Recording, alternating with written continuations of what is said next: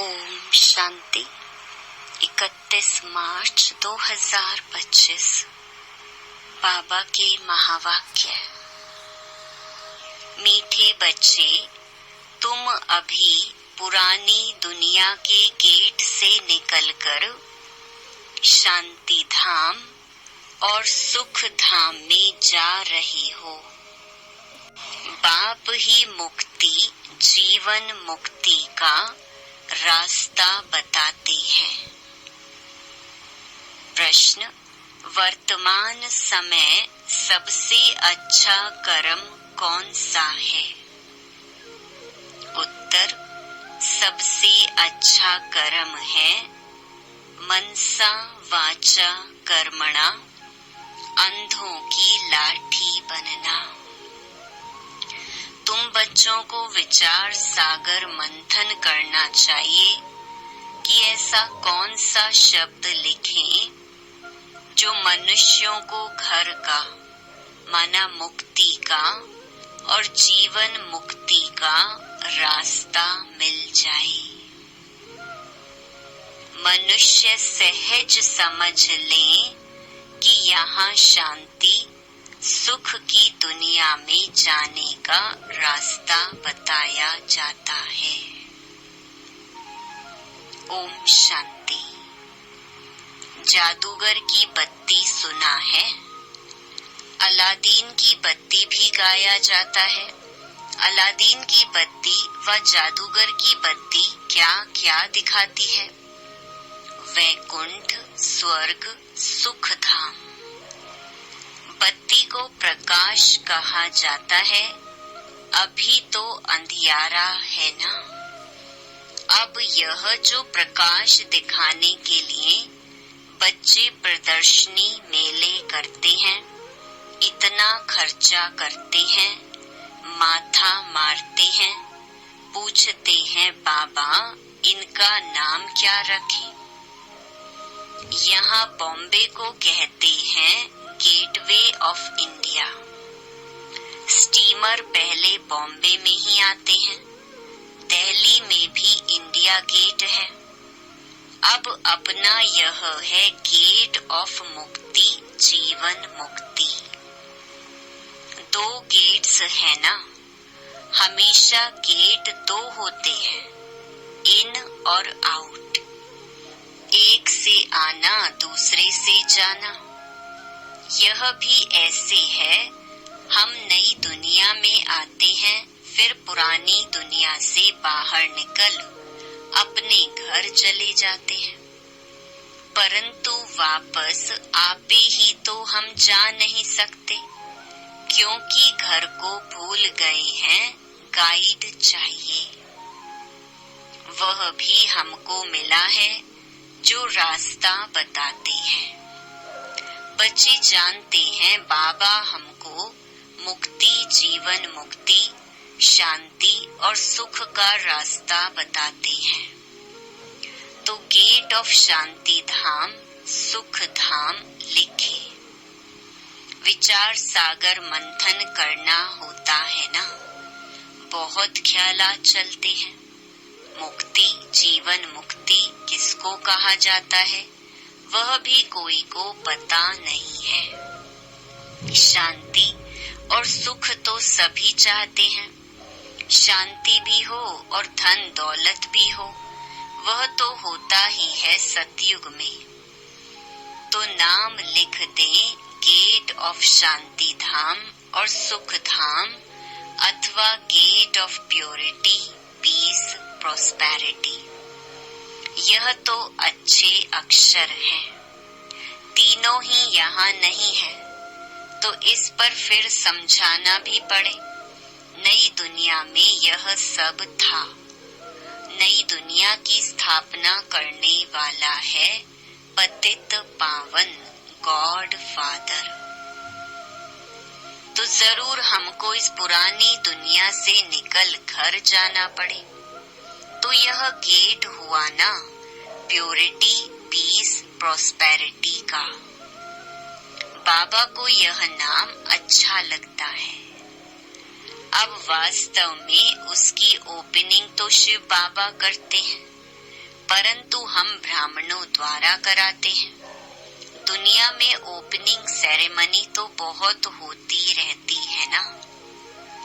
कोई हॉस्पिटल की करेंगे, कोई यूनिवर्सिटी की करेंगे। यह तो एक ही बार होती है और इस समय ही होती है, तो इसीलिए विचार किया जाता है। बच्चों ने लिखा, ब्रह्मा बाबा आकर उद्घाटन करें। बाप दादा दोनों को बुलाएं। बाप कहते हैं, तुम बाहर कहीं जा नहीं सकते, उद्घाटन करने के लिए जाएं। विवेक नहीं कहता, कायदा नहीं। यह तो कोई भी खोल सकते हैं, अखबार में भी पढ़ेगा, प्रजापिता ब्रह्मा कुमार कुमारियां। यह नाम भी बड़ा अच्छा है ना। प्रजापिता तो सबका बाप हो गया, वह कोई कम है क्या? और फिर बाप खुद सेरेमनी कराते हैं, करन करावन हार है ना।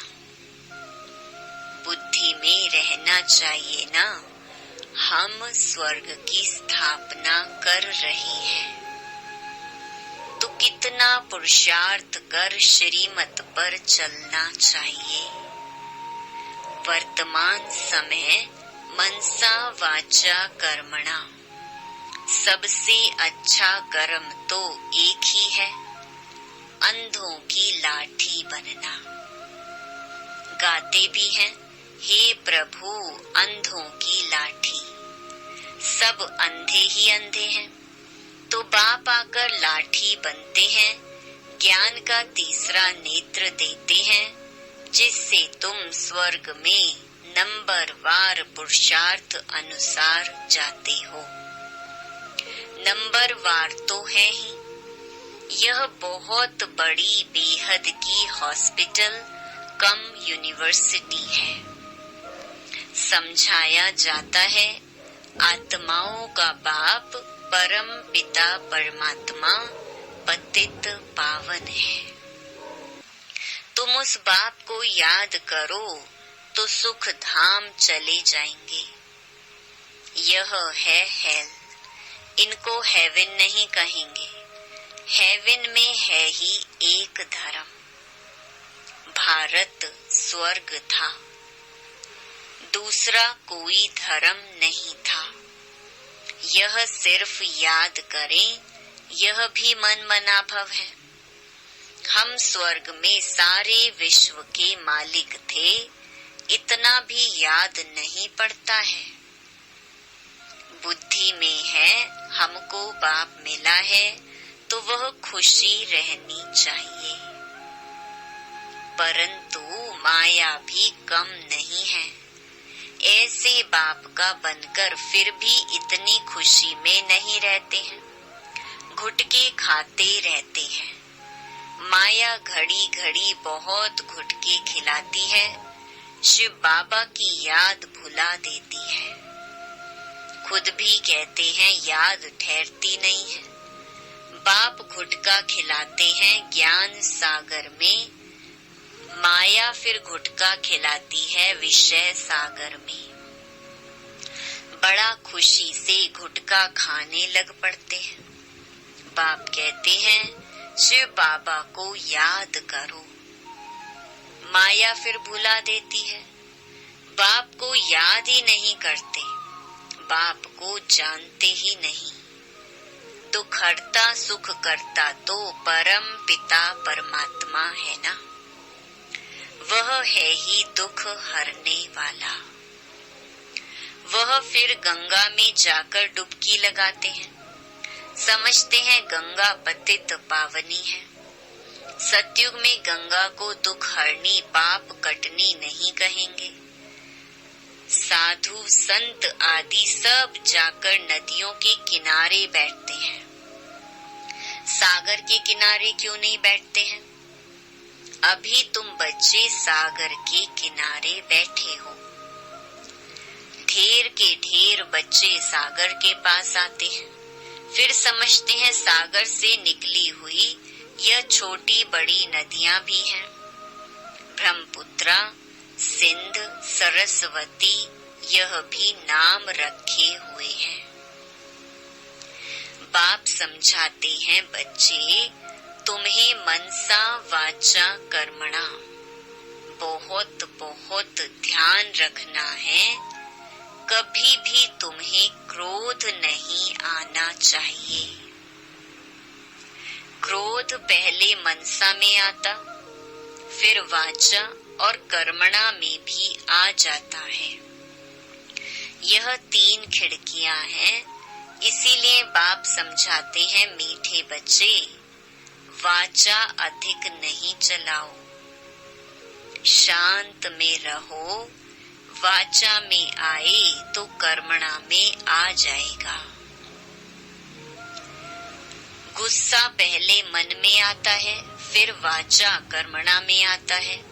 तीनों खिड़कियों से निकलता है। पहले मनसा में आएगा। दुनिया वाले तो एक दो को दुख देते रहते हैं, लड़ते झगड़ते रहते हैं। तुमको तो कोई को भी दुख नहीं देना है, ख्याल भी नहीं आना चाहिए। साइलेंस में रहना बड़ा अच्छा है। तो बाप आकर स्वर्ग का अथवा सुख शांति का गेट बतलाते हैं। बच्चों को ही बतलाते हैं। बच्चों को कहते हैं, तुम भी औरों को बतलाओ। प्योरिटी, पीस, प्रॉस्पेरिटी होती है स्वर्ग में।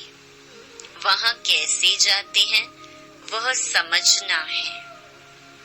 यह महाभारत लड़ाई भी गेट खोलती है। बाबा का विचार सागर मंथन तो चलता है ना। क्या नाम रखें?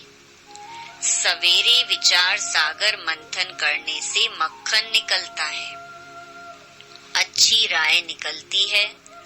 तब बाबा कहते हैं, सवेरे उठ बाप को याद करो और विचार सागर मंथन करो, क्या नाम रखा जाए।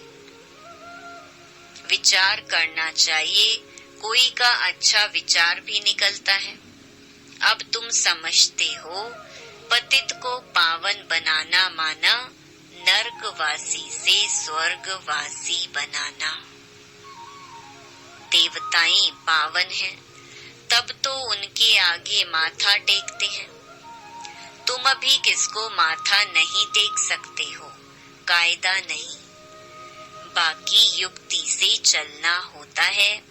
साधु लोग अपने को ऊंच पवित्र समझते हैं, औरों को अपवित्र नीच समझते हैं।